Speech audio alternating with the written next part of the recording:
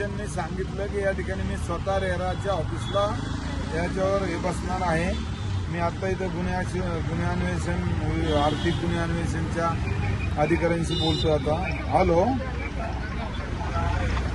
माननीय विवेक मिसाळ साहेब, आमदार बापूसाहेब पठारे बोलतोय।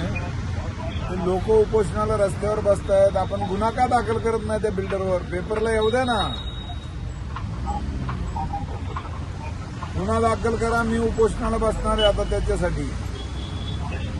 गुन्हा दाखल करा आणि पेपरला येऊ द्या ही बातमी। म्हणजे दुसरे बिल्डर घाबरतात ना साहेब, हे लोकांचे कर्ज वाढतं, ह्यांचा हप्ता थकू द्या, त्यांना ते व्याजावर व्याज लावून देतात आणि त्यांच्याकडून वसूल करतात, त्याचा ताबा देत नाही। आणि आता ह्यांना जर 5-5, 10-10 वर्ष लेट करते, ह्यांना काय देणार? ते करून टाका गुन्हा दाखल, सांगा सीपी साहेबांना माझं नाव। ओके, पजेशन मिळेल 24 मध्ये, जून 24 मध्ये, पण ते मिळालं नाही।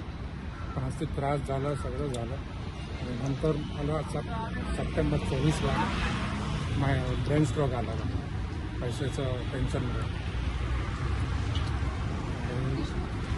मणिपालमधून ॲडमिट झालं, 8 दिवस आम्ही मणिपालमध्ये होतो।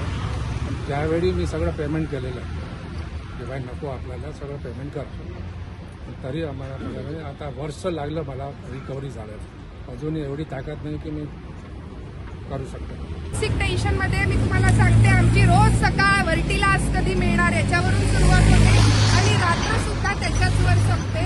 आमच्या सर्वांचे ऑलमोस्ट आमचे घरं 1 ते 2 कोटीच्या रेंजमध्ये आहे।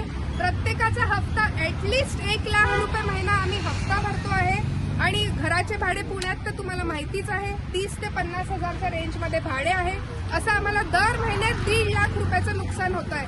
आम्ही एका अशा घराचा हप्ता भरतोय जे आम्हाला माहितीच नाही की आम्हाला मिळणार आहे की नाही आणि कधी मिळणार आहे हे सुद्धा आम्हाला माहिती नाही।